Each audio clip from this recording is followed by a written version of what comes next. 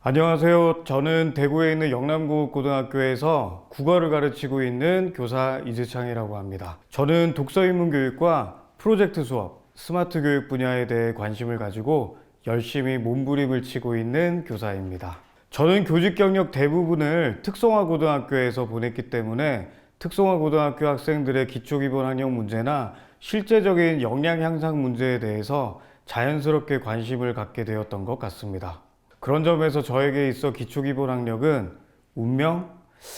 아니 필연이라고 해도 좋을 것 같다는 그런 생각입니다. 그래서 저는 독서인문교육이나 프로젝트 수업, 스마트 활용 교육 같은 것들을 활용해서 기초기본학력 문제를 해결하기 위해 노력해 왔습니다. 올해부터는 기초기본학력을 신장시키기 위한 방법으로 1수업 2교사제를 진행하고 있는데요. 지금까지 1수업 2교사제가 초등학교나 중학교에서 실시하는 경우가 많았잖아요.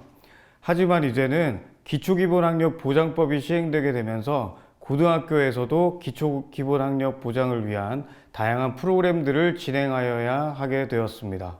그런데 아시다시피 특성화고등학교는 대부분의 학생들이 기초학력 미달 학생들이잖아요. 그러다 보니 1수업 2교사제라는 제도를 도입해서 돌파구를 한번 찾아보려고 하였습니다. 과목적인 측면에서도 마찬가지인데요.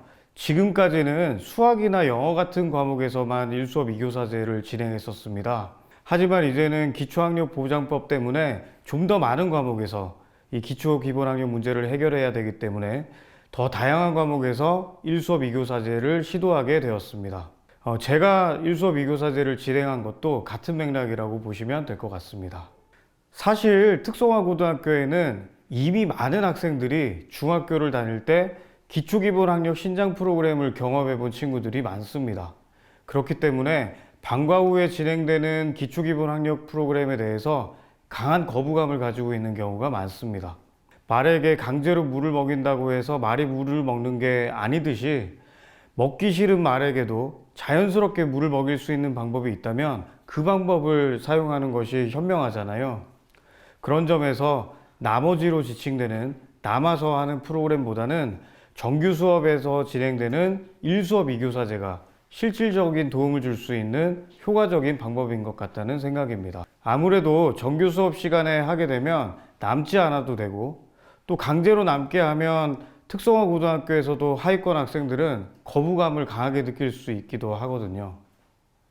특성화고등학교에서 기초기본학력 신장 프로그램을 운영할 때 가장 어려운 것은 솔직하게 말씀드려서 미달 학생의 숫자보다는 배우지 않으려고 하는 학생들이 너무 많다고 하는 점입니다. 배움이 느린 학생들은 교수의 질을 높이고 효과적인 수업을 도입하는 것으로 어떻게든 해결할 수가 있는데요. 하지만 배우지 않으려고 하는 학생은 아무리 열심히 가르쳐도 배울 리가 없습니다. 기초기본학력 향상 문제를 인지적인 문제가 아니라 정의적인 문제와 환경적인 문제까지 모두 포괄하는 생태학적으로 접근해야 되는 이유가 여기에 있습니다. 공부를 가르치기에 앞서서 왜 공부가 하기 싫은지 이야기를 먼저 나눠봐야 되고요. 이를 통해서 공부를 할 수 있는 특별한 계기를 만들어주는 것이 필요합니다. 그런데 학습 지원 교사가 있으면 이런 문제를 해결하기 위한 상담 활동을 진행하기가 좋습니다. 그래서 저희 학교에서는 수업이 진행되는 도중에 노골적으로 수업을 거부하는 친구가 있다면 잠시 불러내서 따로 상담 활동을 진행하기도 하였습니다.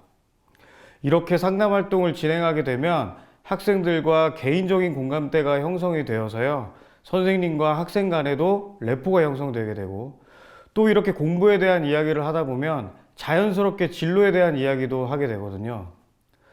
또 이렇게 하면서 만들어진 그런 친밀한 관계는 앞으로의 수업 활동에도 굉장히 긍정적으로 작용하였습니다. 국어 과목은 수학 과목과 달리 학습에 곤란을 겪는 학생들을 쉽게 변별하기가 좀 어렵습니다.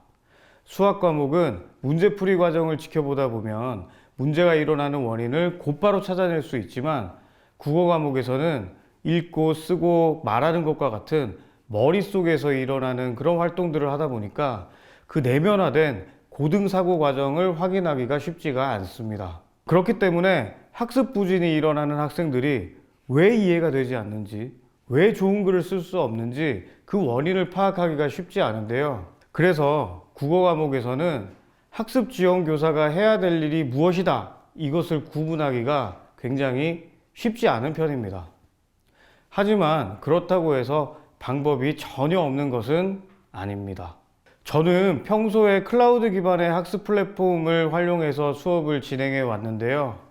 이런 클라우드 기반의 학습 플랫폼들을 활용하게 되면 국어 과목에서도 학생들의 학습 과정을 파악하기가 용이해져서 학습 부진의 원인을 쉽게 파악할 수 있게 됩니다. 오류를 교정하기 위한 피드백을 제공하는 것도 매우 간단해서 학생이 학습 활동을 진행하고 있는 문서에 즉각적으로 개입해서 지도하는 것이 가능해지죠. 학습 지원 교사의 존재는 이러한 원인 파악과 피드백의 반응 속도를 훨씬 단축시켜 주게 되는데요.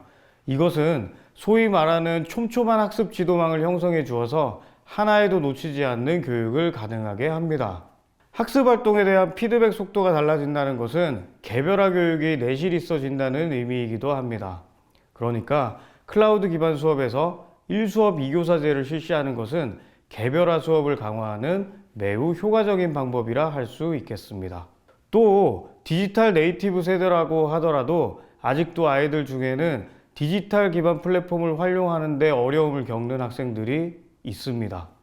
학습 지원 강사 선생님은 이런 학생들을 지원해 줄 수도 있고요. 또 이로 인해서 발생할 수 있는 추가적인 학습 결손 또한 예방해 줄 수 있습니다. 또 디지털 기기를 활용한 수업을 하다 보면 필연적으로 수업과 무관한 게임이나 웹서핑, SNS를 이용하는 학생들이 나오게 되는데요. 이런 학생들을 수월하게 통제하는 그런 효과도 있습니다. 프로젝트 학습은 학습자 중심의 조별 학습 형태로 진행되는 일이 많은데요. 학습 지원 강사의 역할은 조별 협동 학습에서 특히 빛을 발하게 됩니다. 프로젝트 학습에서 교사는 대체로 안내자 내지 촉진자 역할을 담당하게 되는데요. 1수업 2교사제를 운영하게 되면 주 강사는 안내자의 역할에, 지원 강사는 촉진자의 역할에 좀 더 비중을 두고 수업을 운영할 수 있게 됩니다. 성공적인 프로젝트 학습은 학습자들의 성취 경험을 높여주어서 학습자들의 자기주도성을 신장시켜 줄 수 있게 되는데요. 학습자의 자기주도성이 학력 부진의 원인인 학습에 대한 태도나 관점을 개선하게 해서 기초기본학력 신장으로 이어지게 됨은 물론이고요. 그런데 프로젝트 학습에서는 필연적으로 조별 학습 수행 속도에 편차가 일어날 수밖에 없고, 또 출결이 안정적이지 않은 학생들에게는 보충학습이 필요한 경우가 생겨나게 됩니다. 학습 지원 교사의 존재는 이러한 조별 편차 극복과 개인별 보충학습에 큰 도움이 되게 되는데요. 아무래도 선생님이 2명이다 보니 조별로 편차가 벌어지는 요인을 빠르게 파악할 수 있고 제때 적절한 처치를 하는 것이 가능해지게 됩니다. 만약 선생님이 1명만 있는 상황이라고 한다면 해당 선생님이 특정 조에 도움을 주고 있는 사이에 반 전체 분위기가 무너지는 일이 발생할 수도 있습니다. 하지만 학습 지원 강사가 있는 상황에서는 주 강사가 전체 분위기를 유지하면서 또 도움이 필요한 조에 즉각적으로 도움을 주는 것이 가능해집니다. 학생이 학교에 오지 않아서 수업 결손이 발생하는 경우에도 마찬가지입니다. 결석이 많은 학생은 그동안 학습에 참여하지 않았기 때문에 낙오하려는 경향을 보이게 되지만 학습 지원 강사는 이러한 학생들에게 집중적으로 지원해서 학습을 이어갈 수 있게 도와줄 수 있습니다. 또한 프로젝트 학습에서는 학습 지원 강사가 학습지 제작이나 학습지 배부 같은 지원 업무를 도와줄 수가 있는데요. 주 강사는 수업 기획 운영과 운영에만 집중할 수 있기 때문에 수업이 훨씬 더 좋아질 수 있게 됩니다. 또한 프로젝트 학습에서는 학습 지원 강사가 학습지 제작이나 학습지 배부 같은 지원 업무를 도와주게 되어 주 강사는 수업 기획과 운영에만 집중할 수 있게 도와주는데요. 주 강사가 수업 보존의 역할에만 전념하다 보니 수업의 내실이 높아지게 되고 이것은 기초기본 학력 향상으로 이어질 수 있습니다. 1학기가 종료되는 시기에 학생들에게 1수업 2교사제에 대한 설문을 해보았는데요. 그 결과 97% 정도의 학생들이 1수업 2교사에 대해 긍정적으로 평가하였습니다. 부정적인 평가를 한 학생은 단 2명으로 전체 대비해서 약 2.8%에 불과하였습니다. 학생들은 선생님이 번갈아 가면서 안내하고 지도하는 것이 지루하지 않고 오히려 좋았다는 반응을 보였고요. 선생님에게 도움을 청하기가 수월하고 모든 학생들을 촘촘하게 관리해 주어서 좋았다고 답변해 주었습니다. 수업을 진행하는 데 허비되는 불필요한 시간을 단축해 주어 수업 밀도가 높아졌다고 응답하는 친구도 있었습니다. 처음 1수업 2교사제를 제안받았을 때는 사실 그다지 하고 싶지 않았습니다. 1년 내내 공개 수업을 해야 할 것 같은 부담감이 있었고요. 또 저희 수업 미천이 드러나는 데 대한 부담감도 있었습니다. 거기다가 제도 도입 초기이니만큼 좋은 사례를 만들어내야 될 것 같은 그런 강박관념 같은 것도 있었습니다. 코로나 이후에 가뜩이나 거칠어진 우리 아이들이 지원 강사 선생님에게 교권 침해 행위라도 일으키는 것은 아닐까, 그런 점도 염려가 되었습니다. 만약 실제로 그런 일이 벌어지기라도 한다면 그 뒷감당은 오롯이 또 제 몫이 될 것이니까요. 많이 부담스러웠던 것 같습니다. 하지만 이 모든 것은 기우에 불과하였습니다. 저는 1수업 2교사가 진행되는 내내 학습 지원 강사 선생님에게 의지하였습니다. 밀려드는 업무나 부수적으로 처리해야 될 여러 가지 일들의 틈바구니 속에서 학습 지원 강사 선생님의 존재는 숨구멍 같았습니다. 학습 지원 강사 선생님은 언제나 저희 든든한 수업 지원군이었고요.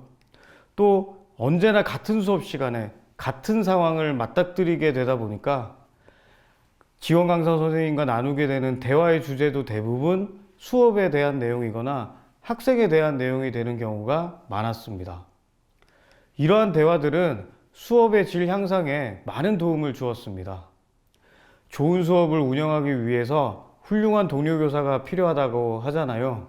저는 학습 지원 강사 선생님이 지금까지 함께 해온 어떤 동료 교사 선생님보다 훨씬 특별하고 의지가 되는 존재였습니다. 학생들의 입장에서도 마찬가지였습니다. 설문조사 결과에서 보셨듯이 2명의 교사로 인해 학생들은 더 많은 피드백을 받을 수 있었고요. 이러한 교사와의 스킨십은 수업 결과물의 질을 향상시켜 주었습니다. 특히 저는 연령이나 성별 등에서 저와는 반대되는 면을 갖추고 계신 강사 선생님과 함께 하였기 때문에 저희 부족함을 보완해 주는 효과도 있었습니다. 소위 말해서 학생들과의 세대 차이를 이어주는 가교 역할을 잘 해주었던 것 같습니다. 저는 1수업 2교사제를 운영할 때 어느 한 명을 주교사, 또 어느 한 명을 보조교사로 구분하는 것은 그리 좋은 방법이 아니라고 생각합니다. 학습지원 선생님을 보조교사로 인식하게 되는 순간 학습지원 선생님은 수업 진행에 있어 수동적인 입장에 놓일 수밖에 없게 됩니다. 그러다 보면 수업의 효과성이 떨어질 수밖에 없죠. 그래서 학습지원 선생님이 보조 강사가 아니라 수업을 함께 꾸려나가는 동반자라는 인식전환이 필요하다고 생각합니다. 그런 점에서 사범대생들의 교육 실습과 연계하는 방법도 고민해 볼 필요가 있지 않을까 생각해 봅니다. 그렇게 되면 학습 지원 선생님의 전문성을 확보해서 수업의 내실을 기할 수도 있고요. 그리고 학습 지원 선생님도 기존 선생님들이 가지고 계신 수업 노하우들에 대해 배워갈 수 있으니까 윈윈이 될 수 있는 그런 시간이 되지 않을까 생각됩니다. 그런 점에서 저는 우리 학교에서 진행한 이번 1수업 2교사제 수업에 대해서 이하동문 프로젝트라는 이름을 붙여보았는데요. 이하동문이라는 말은 지금부터 말할 내용이 앞의 내용과 동일하다라는 뜻을 지닌 말입니다. 그러니까 제가 가르치는 내용이 곧 지원 선생님께서 가르치는 내용이다, 이런 말로 풀이할 수 있겠습니다. 저는 1수업 2교사제가 주 강사 선생님과 학습 지원 선생님이 혼연일체가 되어서 진행되었을 때 가장 빛을 발할 수 있다 생각합니다. 현실적인 지원으로 1수업 2교사제가 내실 있게 운영될 수 있었으면 하는 바람입니다.